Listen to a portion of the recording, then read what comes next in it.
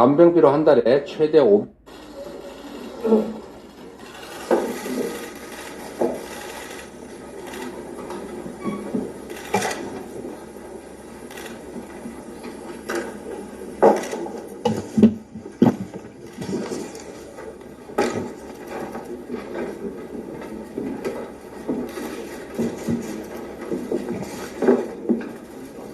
시작합시다. 예.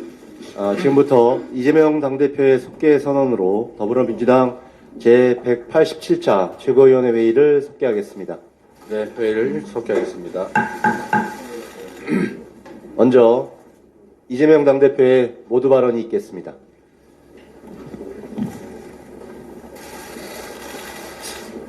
많은 국민들께서 급증한 간병비 부담 때문에 큰 고통을 겪고 계십니다. 지난달 간병비가 관련 통계를 작성한 이후에 최대 상승폭을 기록했다고 합니다. 9.3%가 늘었다고 합니다. 간병비로 한 달에 최대 500만 원을 쓰는 수준입니다. 대부분의 가정이 도저히 감당하기 어려운 금액입니다. 사정이 이러하다 보니 간병 파산, 간병 실직, 심지어 간병 살인 같은 비극적인 일들까지 벌어집니다. 특히 급속한 고령화 때문에 앞으로가 더 걱정입니다. 이제 국가가 국민 잡는 간병비 문제 해결에 나서야 합니다. 민주당은 정부가 전액 삭감해버린 요양병원 간병비 시범사업 예산을 복원시키도록 하겠습니다. 간병비의 건강보험 급여화 또한 추진하겠습니다. 이에 대한 정책 내용을 다듬어서 조속하게 국민께 보고드리겠습니다. 요양 간병 부담 없는 나라 만들겠다. 요양병원 간병비 급여화. 이거 제가 드린 말씀이기도 하지만 모두 현재 윤석열 대통령께서 공약했던 사업입니다. 저는 말 따로 행동 따로를 되풀이하지 마시고 국민 고통을 더 깊이 고려해서 국민 고통을 들어주시기 바랍니다. 이 누차 말씀드리는데 재생에너지 확대 문제가 심각합니다. 재생에너지 확대를 위한 각국의 발걸음이 빨라지고 있습니다. EU가 2030년까지 재생에너지 비중을 2배 확대하기로 한 데 이어서 미중 양국도 같은 기간에 재생에너지를 1배 늘리기로 했습니다. 재생에너지 중심의 전환적 성장 경쟁에 대한민국도 보조를 맞춰 나가야 합니다. 이런 시대의 전환을 외면하고 관련 예산을 무작정 칼질하는 재생에너지 갈라 파고스화는 우리의 생존까지 위협할 수 있습니다. 재생에너지 확대 없이 아리백 달성도 우리 경제의 미래도 없습니다. 민주당은 재생에너지 예산을 최소 지난해 수준으로 증액하고 관련 산업 활성화를 위한 제도 구축에도 나서겠습니다. 여당도 거꾸로 가는 에너지 정책을 멈추고 전환 성장의 문을 여는데 반드시 협력해야 될 것입니다. 지금처럼 형편이 어렵고 경제가 나쁠 때 기반 시설에 대한 투자가 필요하고 재생에너지 생산 기반을 구축하는데 투자를 해야 경제도 살고 미래도 열린다라는 생각을 가져주시기 바랍니다. 외교 문제 역시 심각합니다. 외교도 자칫 잘못하면 고립으로 갈 수가 있습니다. 외교의 제일 큰 목적은 안보이기도 하고 또 경제이기도 합니다. 한반도의 주변 외교 지형이 새로운 국면으로 접어들고 있습니다. 이번 아펙 정상회의를 계기로 미중 관계가 해빙으로 향해 가고 있습니다. 일본 역시 중국과의 관계 개선에 속도를 내고 있습니다. 급변하는 국제 정세에 우리만 뒤처지면 그야말로 개도 부럭도 다 잃게 됩니다. 진영 대결에 치우친 기존의 외교 노선을 신속하게 수정하고 한중 관계 회복을 위한 유연하고 실용적인 국익 중심 외교로 전환하기를 촉구합니다. 이상입니다. 다음으로 홍익표 원내대표의 발언이 있겠습니다. 네, 해병대원 순직 사건 수사에 외압을 행사했다는 의혹을 부인해온 국방부의 주장이 거짓이라는 물증이 나오고 있습니다. 박진희 당시 국방부 장관 군사보좌관이 장관의 출장을 수행하면서 김계한 해병대 사령관에게 연락해 사건 축소를 주문했던 것입니다. 해당 텔레그램 대화는 항명 및 상관 명예훼손 혐의로 기소된 박종원 전 해병대 수사단장 재판에 제출된 자료를 통해 알려졌는데, 박 군사보좌관은 수사단장은 법무관리관 개입을 부정적으로 보고 있다면서 수사단장에게 가한 외압이 받아들여지지 않는 것을 인지한 상태에서 해병대 사령관에게 확실한 혐의자는 수사 의뢰, 지휘 책임 관련 인원은 징계로 하는 것을 검토해달라는 지시성 문자를 발송했습니다. 군검찰이 첫 공판기일을 앞둔 박종원 전 해병대 수사단장 재판에 제출한 130개 증거 목록을 확인한 결과 자신들의 주장에 반하는 증거는 누락시켰다는 언론 보도도 있었습니다. 군검찰은 임기훈 전 국방비서관 등 대통령실 관계자의 진술서, 김계한 사령관이 국방부와 통화한 것으로 추정되는 비아폰 캡처 화면은 물론 항명 증거자료라며 자신들이 경찰로부터 회수한 해병대 조사 보고서마저 제출하지 않았습니다. 박 전 수사단장 측은 기록을 다 내면 대통령 개입 흔적이 나오기 때문이라고 반발하고 있습니다. 군검찰이 외압 의혹은 숨기고 항명만 증명하려 할수록 외압 사실이 더 드러나고 있습니다. 증거와 정황들이 모두 대통령실과 국방부의 사건 은폐, 축소 시도 의혹이 사실일 가능성이 높다는 것을 보여주고 있습니다. 그러나 이 와중에 의혹의 당사자들은 승진하면서 유가족과 국민을 모욕하고 있습니다. 5년 임기에 불과한 정권이 죄 없는 군인의 억울한 죽음을 영원히 은폐할 수 없습니다. 윤석열 대통령과 여당은 손바닥으로 하늘을 가리려 해서는 안 됩니다. 특검법 처리와 국정조사에 즉각 응하십시오. 더불어민주당은 대통령과 여당의 반성과 태도 변화를 촉구하며 국가를 위해 헌신했던 한 군인의 억울한 죽음의 진실을 규명하는 데 최선을 다하겠습니다. 윤석열 정부의 정치보복을 위한 도구로 전락한 감사원의 불법적 정치 편향적 행태가 매우 심각합니다. 대통령실과 관저 이전 과정의 불법과 재정낭비 의혹을 밝혀달라는 취지로 청구된 국민감사에 대해 감사를 실시했음에도 석연치 않은 이유로 4번이나 감사 연장을 거듭하면서 400일이 넘도록 감사 결과 발표를 차일피일 미루고 있습니다. 감사원의 독립성과 중립성을 망가뜨린 주범인 유병호 사무총장은 이 사건과 관련해서도 감사 방해를 위한 부당한 압력을 가한 의혹이 제기되어 공수처에 고발된 상태입니다. 유병호 사무총장은 전현희 전 국민권익위원장에 대한 표적감사 의혹에 대한 공수처 수사를 받고 있는데, 공수처의 소환 요구를 5번이나 무시하면서 12월에 출석하겠다는 일방적 통보로 사법체계를 마음대로 유린하고 공직기관을 무너뜨리고 있습니다. 전현희 전 위원장에게는 국정감사 당일 출석 요구를 해놓고 출석을 못하자 감사방해죄로 대검의 수사를 요청한 사례에 비춰보면 유병호 사무총장의 행태는 내로남불의 전형입니다. 권력의 잘못을 밝히는 감사는 눈치를 보며 전례 없이 뭉개고, 자신에 대한 수사기관의 소환 통보는 갑질하듯 무시하는 독선과 오만 방자함으로 감사원은 계속해서 추락하고 있습니다. 감사원은 국민이 요구한 대통령실과 관저 이전 불법 의혹에 대한 감사 결과를 조속히 발표해야 합니다. 공수처는 유병호가 감사원을 망가뜨린 데 이어 사법체계마저 흔들려고 하는 이러한 행태를 법이 부여한 권한을 동원해 엄정하게 수사해서 바로잡아 주시기 바랍니다. 더불어민주당은 윤석열 정부의 비리는 숨기고 이전 정부의 정책에 대해서 보복감사하는 망가진 감사원을 바로잡고 그 책임자들에게 반드시 정치적, 법적 책임을 물을 것입니다. 이어서 정청래 최고위원의 발언이 있겠습니다. 통 즉 불통, 불통 즉 통. 통하면 아프지 않고 통하면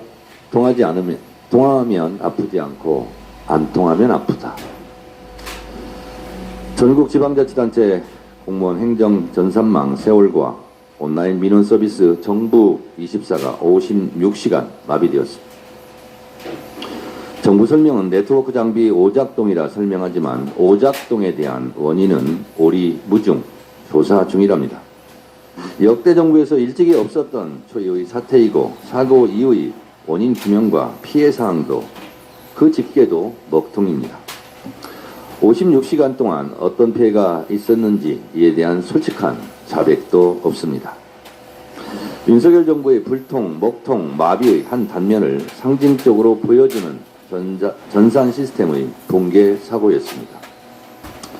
정부는 철저한 원인 규명과 재발 방지, 피해에 대한 대책을 조속히 발표하기 바랍니다.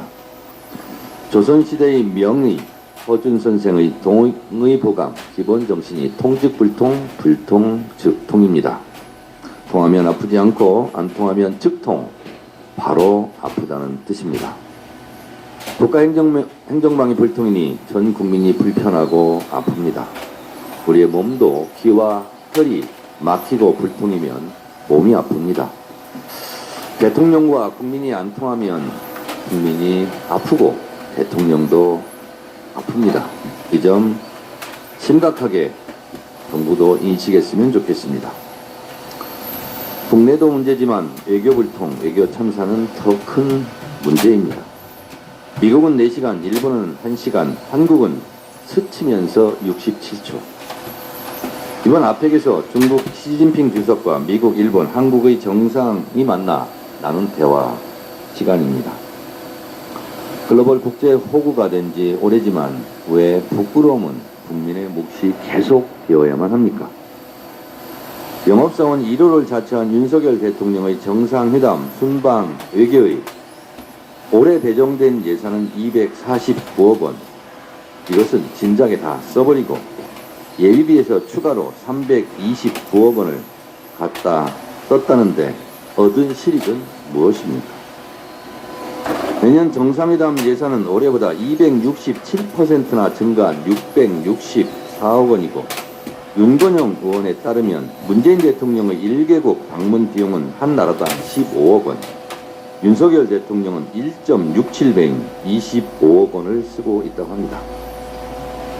정상 외교가 국내 안보, 경제적 이익을 꾀하는 것이지 외국에 나가 펑펑 돈을 쓰고 오는 게 목표가 되셔야 되겠습니까? 대통령 전용기도 국가 소유이고 예산도 다 국민 혈세입니다. 대통령 해외여행 유흥비가 아님을 명심하시기 바랍니다. 외국 나가서 돈만 쓰고 오지 말고 제발 돈 좀 벌어오시기 바랍니다. 한 가지 분명한 것은 누구 보고 불출마하라고 얘기한 적 없다. 앞으로도 안 할 거다. 어려운 데 나가서 도와달라는 거지. 너는 아예 나가지 마. 이런 소리를 내가 한 적이 없고 안 할 거다. 인요한 혁신위원장의 최근 인터뷰 내용입니다. 이게 말입니까? 막걸리입니까? 의사선생께서 이렇게 구렁이 담 넘어가듯 구차한 변명을 했어야 되겠습니까? 지금까지 님께서 내뱉은 말이 있는데 참 대단하십니다. 속아 웃을 일입니다. 이제서야 본인의 말빨이 먹히지 않는다는 걸 아셨습니까? 지금까지 본인이 삐에로였다는 걸 모르셨습니까? 남의 칼을 자기 칼인 양 휘두르려다 그 칼을 진짜 주인이 회수하면 어찌 되는지 몰랐습니까? 총총이는 솔잎을 먹어야 합니다. 만약 서대문 출마 욕심으로 의사가운을 벗고 정치권에 헛된 욕심을 냈다면 이제 정신을 차릴 때입니다. 정치권 수술에는 실력 없음이 입증됐으니 병원으로 돌아가시기 바랍니다. 생업에 충실하십시오. 당신은 실패했습니다. 당신의 언행은 통하지 않았습니다. 당신이 있을 곳은 여의도가 아니라 신촌 세브란스 병원입니다. 굿바이 인요한. 계속해서 고민정 최고위원의 발언이 있겠습니다. 대한민국엔 두 종류의 사람이 있는 것 같습니다. 윤석열의 사람들과 나머지. 선택된 윤석열의 사람들은 학폭, 비리 혐의는 물론 범죄인으로 판결을 받아도 되살아납니다. 이동관 방통위원장, 박민 KBS 사장, 최기화 EBS 감사 등 수두룩합니다. 반면 나머지에 해당되는 사람들은 같은 편이었어도 배신자라는 꼬리표를 붙여 쫓아냅니다. 이준석 전 대표, 나경원 전 의원, 유승민 의원 등이 해당될 겁니다. 복종을 거부하는 야당 인사들은 말할 것도 없습니다. 민주당의 수많은 의원들, 노동조합, 장애인, 청년과학자, 언론인 등이 해당될 겁니다. 이렇듯 서로 한 카테고리에 묶일 수 없는 이들이 반윤이라는 깃발 아래 공감대를 형성하고 있는 작금의 상황을 보면 국민 통합을 이뤄낸 대통령에게 고맙다고 해야 하나 실소만 나옵니다. 국민권익위원회가 오늘 전원위원회를 열어 박문진의 권태선 이사장과 김석환 이사의 업무 추진비 사용 등 청탁금지법 위반 등에 대한 조사 결과를 발표할 예정이라고 합니다. KBS 박민 사장은 인사청문회가 실시되기 한참 전부터 청탁금지법 위반에 대한 신고가 들어갔지만 인청 때는 물론이고 사장이 되고 나서 KBS를 온통 쑥대밭으로 만들고 있는 지금까지도 결과는 전혀 들리지 않고 있습니다. 윤석열 대통령과 술잔에 부딪혔는지 여부가 인생을 이렇게 180도 다르게 만듭니다. 범법 행위를 했는지가 중요한 게 아니라 윤 대통령과 폭탄주를 마셨는지가 더 중요한 잣대가 되어버린 세상 같습니다. 이미 권태선 이사장에 대한 방통위의 해임 처분이 법원에서 부당한 것으로 결정된 바 있습니다. 그럼에도 윤석열 권익위는 무리한 권한을 휘둘러대고 있습니다. 첫째, 부패방지권익위법 59조 5항은 종결에 필요한 경우 피신고자의 의사에 반하지 않을 경우 의견이나 자료 제출 기회를 부여할 수 있다고 되어 있음에도 피신고자의 동의를 얻는 절차를 거치지 않았습니다. 피신고자의 의견도 묻지 않은 채 자료 제출을 요구하고 강제한 것이기에 이는 권익위법을 위반한 직권남용에 해당됩니다. 둘째, 문진에 현장조사 나온 권익위 직원들이 신고자와 접촉하지 않았다고 밝혔는데 실제 피신고인 측 조사도 제대로 하지 않고 신고자 측 증거만으로 전원위원회에 안건을 올려 수사 의뢰한다면 권익위 법령 위반에 해당합니다. 제대로 된 조사도 없이 이례적인 전원위 안건 부의를 지시한 간부가 누구인지 반드시 확인할 필요가 있고 이에 동의한 전원위 위원들도 직권남용 소지가 있음을 잊지 마십시오. 셋째, 관련 사항은 2023년 8월 17일 종결된 방통위의 검사감독 결과에 포함되어 있고 방통위는 이를 언론에 공표했습니다. 이처럼 이미 조사가 끝난 경우 권익위가 또다시 조사할 권한이 없는데도 불구하고 권익위는 똑같은 사항에 대해 다시 조사를 실시하고 있습니다. 잘릴 때까지 멈추지 않겠다는 의도로 보입니다. 방송 장악을 위해 혼신의 힘을 다 기울이는 윤석열 정권을 보면 노력이 대단하다 싶습니다. 그런 노력을 국정 운영에 쏟았으면 우리 경제가 이렇게까지 어려워졌을까 하는 한탄만 나옵니다. 언론 탄압국가, 노동 탄압국가라는 오명을 쓰게 됐을까 싶습니다. 방통위 검사 감독을 통한 박문진 이사 해임이란 목표를 달성하는 데 실패하자 다시 국가기관인 권익위를 동원해서 억지로 죄를 만들어 씌우려는 윤 정부의 공영방송 장악 의도는 결코 성공하지 못할 것이며 반드시 그 대가를 치르게 될 것입니다. 다음으로 박찬대 최고위원의 발언이 있겠습니다. 대한민국이 삽시간에 후진국이 되어버렸습니다. 지난주 금요일 시작된 국가행정 전산망 먹통 사태에 수많은 국민께서 생각지도 못한 큰 불편을 겪었습니다. 하지만 정부의 대응은 심각할 정도로 아마추어 같았습니다. 사기업이 운영하는 포털이 마비가 되어도 먹통의 원인이 무엇인지, 언제 복구가 될 예정인지 즉각 공표가 되는 마당에 국가가 운영하는 전산망이 먹통이 됐는데 그 원인이 뭔지, 언제 복구가 되는지 국민은 알 길이 없습니다. 세계 최고의 전자정보 시스템을 자랑하던 대한민국이 윤석열 정부 들어 속절없이 무너지고 있습니다. 차세대 사회보장 정보 시스템은 1년째 말썽이고 법원 전산망과 4세대 교육행정 정보 시스템도 오류가 발생해 큰 불편을 주었습니다. 불통입니까? 먹통입니까? 대통령 한 명 바뀌었을 뿐인데 대한민국의 시스템이 곳곳에서 문제가 발생하고 나라의 격이 추락하고 있습니다. 이번 사태를 단순한 해프닝 취급하며 넘겨버린다면 대한민국이 진짜 후진국으로 추락하는 것도 시간 문제일 것입니다. 윤석열 대통령은 지난해 카카오 먹통 대란 당시 전쟁 같은 비상 상황에 카카오톡이 먹통이 되면 어떻게 할 것인가 라고 말했다고 합니다. 이번 사태는 카카오 먹통과는 비교할 수 없이 엄중한 사태입니다. 전쟁도 아닌 평시에 국가 행정 시스템이 먹통이 되었습니다.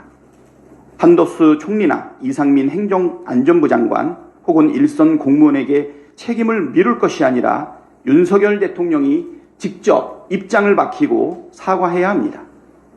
혹여라도 책임을 떠넘기며 어물쩍 넘어가려 한다면 국정 운영에 대한 책임감이 손톱만큼도 없다는 사실만 보여줄 뿐입니다. 윤석열 대통령이 직접 사과해야 할 사안은 더 있습니다. 지난 17일 윤석열 대통령의 장모 최은순 씨가 징역 1년형의 실형 확정 판결을 받았습니다. 현직 대통령의 장모가 실형을 선고받은 것은 사상 초유의 사건일 뿐더러 재판부마저 지적할 정도로 죄질이 매우 나쁘고 봐주기 축소 기소라는 비판까지 나옵니다. 윤석열 대통령은 후보 시절 장모의 여러 의혹에 대해 장모가 오히려 50억 원 정도 사기를 당했다. 사전에 검사 사의하고 의논했으면 사기당할 일이 없었다고 주장한 바 있습니다. 지금도 장모가 진짜 사기를 당했다고 생각하는지 직접 일장을 밝혀야 하지 않겠습니까? 설마하니 대법원 판결까지 확정되었는데 더 이상 장모가 사기당했다고는 말하지 못할 것입니다. 그렇다면 장모의 범죄를 두둔했던 것에 대해 국민께 직접 사과하는 게 옳지 않겠습니까? 윤석열 대통령은 이른바 김건희 로드라고도 불리는 서울 양평고속도로 노선 변경에 대한 입장도 밝혀야 합니다. 예비 타당성까지 통과한 노선이 윤석열 정부 들어 갑자기 알 수 없는 이유로 변경되었고 하필이면 변경된 그 노선 주변에 대통령 처가 땅이 몰려 있습니다. 누가 봐도 특혜 의혹이 선명한데 대통령은 지금까지도 이 사안에 대해 단 한 차례도 입장을 밝히지 않고 있습니다. 100번 양보해서 권력형 비리가 아니더라도 명백한 이해 충돌이 발생합니다. 당사자인 윤석열 대통령이 당연히 결자 해지하는 것이 상식적이고 합리적입니다.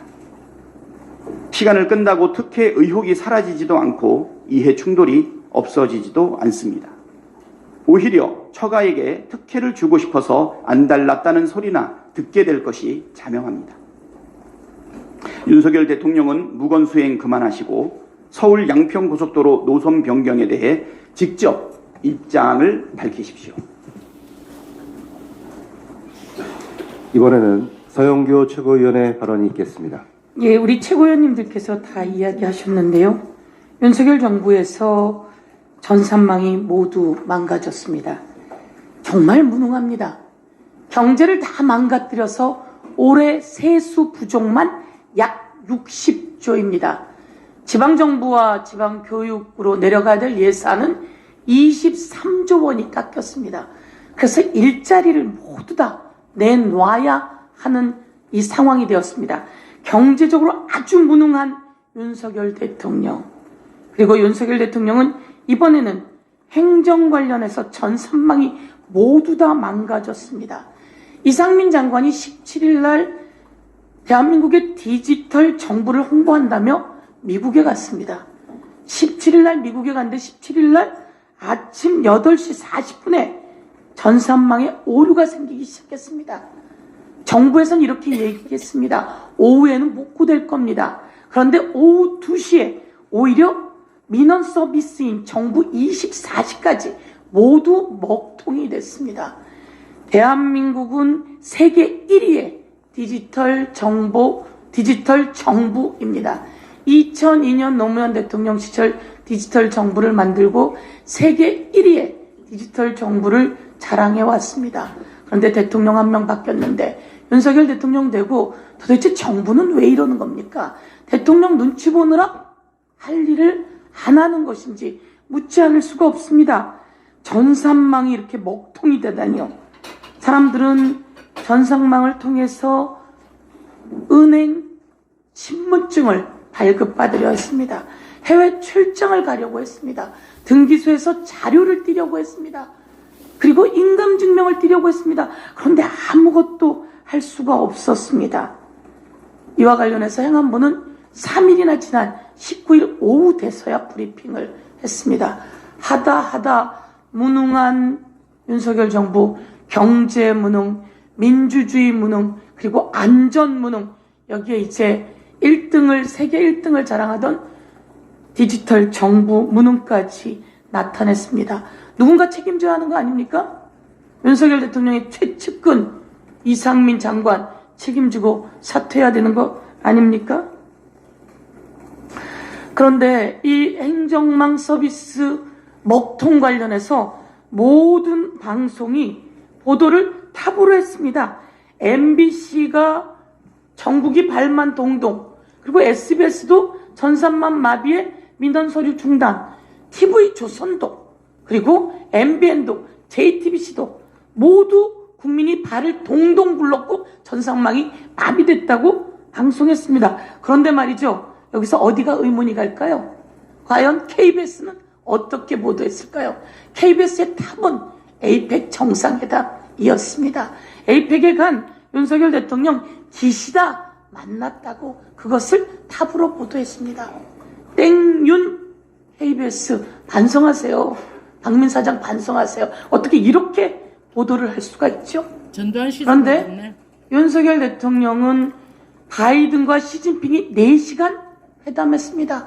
기시다도 시진핑하고 1시간 5분 회담했습니다. 그런데 윤석열 대통령은 옷깃만 스쳤다는 거 아닙니까? 67초 회담이다. 64초 회담이다. 양쪽 나누면 한쪽이 30초. 시진핑이 니하오, 니치팔로마, 짜이지엔 통역하고 나면 뭐가 남겠습니까? 대한민국 경제가 이렇게 어려울 때 중국이 얼마나 중요한 경제 대상국인지 국민은 알고 있는데 대통령은 그 주변만 얼쩡거리다가 온 겁니까? 다시 한번 대통령은 호화 순방 예산 꾸려서 약 3배 정도의 출장 순방 예산을 만들었다고 하는데요. 국민은 허리띠를 졸라매면서 정말 고통스러운 때 민원 서류조차 발급할 수 없을 때 대통령은 67초 회담을 그게 보도할 내용입니까? 그에 대해서 문제 제기하면서 경제 무능, 외교 무능, 그리고 디지털 정부 무능, 그리고 민주주의 무능, 그리고 안전 무능에 무능한 윤석열 정권 다시 돌아보길 바란다. 이렇게 이야기하겠습니다. 이상입니다. 다음으로 장경태 최고위원의 발언이 있겠습니다. 지난 13일 대한민국이 멈췄습니다. 대한민국의 행정망은 셧다운되었습니다. 약 1,300여 가지 항목의 대국민 민원 서비스가 중단됐습니다. 진돗개 한 마리가 탈출해도 뿌려지던 안내 문자조차 발송되지 않았습니다. 시민들은 인감증명이나 전입신고, 취업 원서 제출은 물론 부동산 인터넷 등기소도 막혔고 은행에서도 신분증 확인이 되지 않았습니다. 행정안전부는 마비 4일째인 19일에서야 브리핑을 하였지만 네트워크 장비 오류 문제라면서 왜 네트워크 장비에 오류가 발생했는지에 대해선 아무런 설명을 내놓지 못했습니다. 윤석열 대통령은 지난 카카오 먹통 사태 때 정확한 원인 파악은 물론 사고 예방과 방지 제도 마련에 철저히 이루어져야 한다고 했었는데 이젠 반성 없는 뻔뻔함만 보이고 있습니다. 오죽하면 블라인드에 이런 글이 올라왔습니다. 민간 기업에서 서비스 장애가 발생하면 언제까지 복구되는지 공시하라고 하더니 자기네 장애에 났을 땐 언급도 안 한다. 최소한의 부끄러움도 모르는 윤석열 정권의 현실입니다.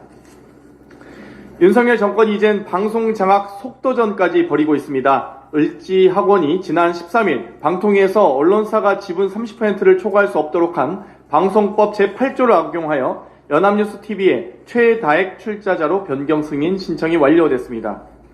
박준영 이사장의 을지병원을 이용한 마약성 진통제 3천여 차례 처방이나 부동산 갑질 투기 의혹, 의료법 위반 의혹 논란 등 수많은 문제들을 거론하기보단 저는 2017년 한 언론사의 기사 내용을 읽어드리고자 합니다. 이전부터 연합뉴스 및 연합뉴스TV는 을지병원의 각종 문제를 거의 보도조차 하지 않고 있다. 의료법 위반 논란에도 을지재단이 수익이 기대되지 않은 연합뉴스TV에 투자한 것을 놓고서 정계, 언론계, 의료계 등에서는 마약 혐의의 수사를 받은 박준영 회장이 정부의 우호적 관계를 맺고자 이명박 전 대통령의 라인이었던 당시 연합뉴스 박정찬 사장의 끈을 잡았다는 설이 파다했다. 이명박 정권의 이동관 방통위원장, 기습적인 을지재단의 연합뉴스 TV 인수가 어떤 의도인지 2017년 기사를 통해 그 이유를 알 수 있을 것 같습니다. 윤석열 정부의 일본 굴욕 외교가 더 심해지고 있습니다. 후쿠시마 오염수의 3차 방류가 진행 중인 가운데 실시간 모니터링을 위한 한국어판 서비스 부실과 태평양 도서국들의 매년 오염수 점검회의 제안 등이 논란이 되고 있습니다. 후쿠시마 실시간 모니터링 자료가 담긴 오염수 포털 서비스의 질의응답 항목은 일본어와 영어로는 26개로 구성됐지만 중국어와 한국어판은 9개에 불과한 상태입니다. 박구현 국무 1차장은 일본 측과 협의 중이라고 밝혔지만 처음 국정감사에서 지적되고도 45일째 방치되고 있는 상황입니다. 더 큰 문제는 질의응답 항목 개수뿐만 아니라 내용에서도 큰 차이를 보입니다. 방사능 물질 항목의 경우 일본어와 영어판은 9개나 되는 반면 한국어, 중국어판은 2개에 불과합니다. 3중 수소에 관한 설명에서도 일본어, 영어판은 그림과 도표 자료를 통해 일반인에게 이해하기 쉽게 설명되어 있지만 한국어, 중국어판은 전체 9개 답변을 통틀어 단 1개의 도표 자료도 없는 상태입니다. 심지어 태평양 도서국들 사이에서 오염수 점검을 위해 매년 회의를 개최하자는 제안이 나왔지만 가장 가까운 우리나라만 부정적인 의사를 보이고 있습니다. 오염수 방류를 용인하면서 국민의 안전 의무를 방기하는 것은 대한민국 정부가 아닌 용산 총독부의 모습임을 인정하는 꼴밖에 되지 않습니다. 일본에 즉각 항의하시고 국민의 건강을 지킬 수 있는 최선의 노력을 다하시기 바랍니다. 이상입니다. 계속해서 서은숙 최고위원의 발언이 있겠습니다. 윤석열 정권과 국민의힘은 무법지대에 살고 있습니까? 강서구청장 보궐선거가 발생한 이유가 김태우 전 강서구청장이 유죄를 받아서 구청장직을 상실하여 발생한 것인데 대법원에서 유죄 확정 판결을 받은 지 3개월밖에 안 된 전 강서구청장 김태우를 대통령이 사면 복권하고 국민의힘이 공천하는 엽기적인 짓을 했습니다. 강서구청장 보궐선거에서 국민들은 이 엽기적인 무법자 행동을 심판했습니다. 무려 17.15% 차이로 무법 공천자 김태우를 낙선시켰습니다. 대법원 판결을 비난하고 무시하며 강서구청장 보궐선거 공천을 했다가 대패하고 국민의힘은 혁신을 하겠다면서 혁신위를 꾸린 것입니다. 그런데 이번에는 혁신위를 만든 지 단 한 달 만에 또 대법원 판결을 비난하고 무시하고 있습니다. 국민의힘은 윤석열 대통령 장모 최은순 씨가 대법원 유죄 확정 판결을 받자마자 대법원 판결을 또 비난하고 있습니다. 윤석열 대통령 장모를 문재인 정부 검찰이 무리하게 기소했기 때문에 억울하답니다. 또 대법원 판결을 부정하고 비난하고 있습니다. 대법원 판결을 부정하다 망해서 혁신위를 만들면 뭐합니까? 혁신이 출범 한 달 만에 대법원 판결을 또 부정하고 있습니다. 입은 비뚤어져도 말은 바로 하십시오. 일단 2가지 지적을 하겠습니다. 첫째, 최은순 씨 통장 잔고 위조 사건을 처음 공식 문제 제기한 사람은 문재인 정부 당시 국민의힘 장제원 의원입니다. 민주당과 문재인 정부 인사가 아닙니다. 둘째, 문재인 정부 검찰은 누구를 말합니까? 문재인 정부 검찰의 실세는 윤석열 중앙지검장, 윤석열 검찰총장이었습니다. 앞뒤 말도 안 되는 무리한 말은 그만하십시오. 오히려 명백한 악질적 범죄 행위를 최은순 죄인의 검찰총장 사위 때문에 검찰이 축소하여 기소한 것이 아닌가 하는 의심이 들 뿐입니다. 억울한 측면이 있다고요? 참 뻔뻔한 소리입니다. 최은순 장모의 통장 잔고 위조를 포함한 성남시 도촌동 땅 투기 사기 사건은 전면 재수사되어야 합니다. 사문서 위조 사문서 행사 등에 대해서만 기소하여 최은순 장모가 징역 1년의 솜방망이 처벌을 받았습니다. 최은순 장모의 도촌동 사기 행위, 윤석열 대통령의 처남이 대표인 ESIND의 도촌동 땅 투기 관련성, 최은순 장모의 통장을 위조해준 김씨가 코바나 컨텐츠 감사인 것을 고려할 때 김건희 여사 관련성이 의심스럽습니다. 이런 것들은 제대로 수사되지 않았다고 의심할 수밖에 없습니다. 유원석 검찰은 도촌동 땅 투기 사기 사건을 전면 재수사해야 합니다. 살아있는 권력 수사, 이 살권수 수사로 살아있는 권력을 수사했다고 알려져서 대통령이 된 분이 바로 윤석열 대통령입니다.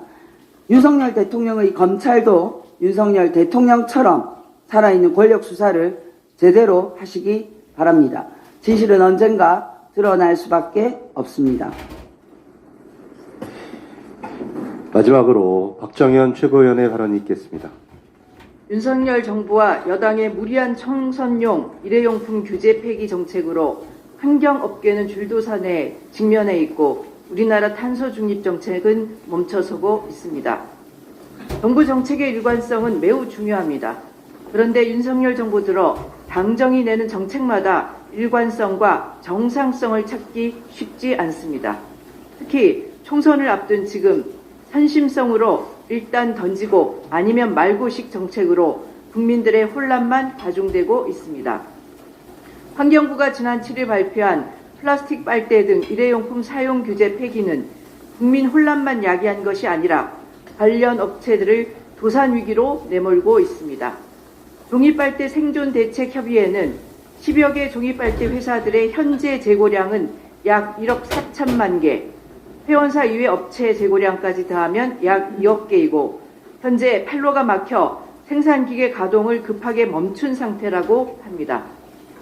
정부의 친환경 정책 기조를 믿고 환경을 지킨다는 자부심으로 당장 돈을 벌지 못해도 미래를 보고 투자해온 종이빨대 업체의 줄도사는 명백히 정부와 여당의 책임입니다.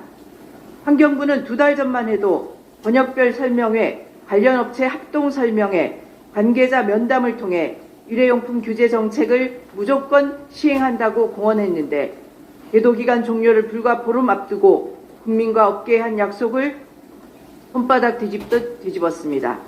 항의하는 종이빨대 업체에는 종이빨대 제조회사 생각은 아예 못해서 미안하다고 하면서 구체적인 대책은 아직까지 내놓지 않고 있습니다. 전 세계의 기후위기, 친환경 기조와 반대되는 일회용품 규제 폐지도 놀라운데 규제 폐지에 따른 문제를 전혀 예상하지 못한 환경부와 여당의 무책임이 더 충격적입니다. 이제 정부가 콩으로 매주를 쓴다 해도 국민들은 믿지 않을 것입니다. 윤석열 정부 들어 재생에너지 사업과 관련 정책이 후퇴되고 예산까지 줄면서 탄소 중립 정책에 대한 우려가 확산되고 있습니다. 정부의 시대착오적인 일회용품 정책의 피해가 종이빨대 업체의 도산으로 현실화되면서 환경 관련 산업이나 업체에 더 큰 부정적 메시지로 작용할 것입니다.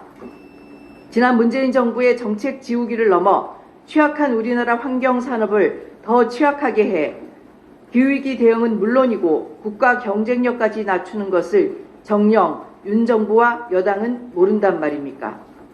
윤석열 대통령은 지난 16일 에이펙 정상회의에서 기후위기는 지속가능한 미래를 만들어가기 위해 극복해야 할 가장 시급한 과제이며 대한민국은 기후격차 해소를 위해 책임있게 기여해 나갈 것이라고 했다는데 자국의 환경산업은 도산시키면서 외국에 나가서는 기후위기 극복을 운운하는 이 코미디 같은 모순을 국민들은 어떻게 받아들여야 할까요?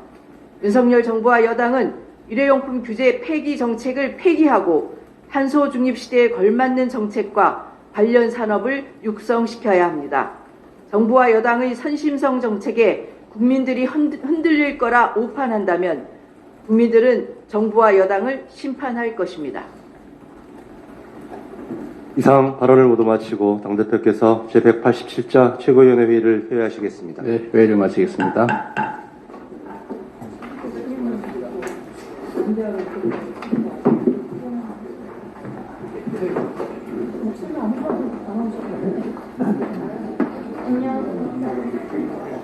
똑바로 좀 해라 이것들아. 김당 이것들아. 응?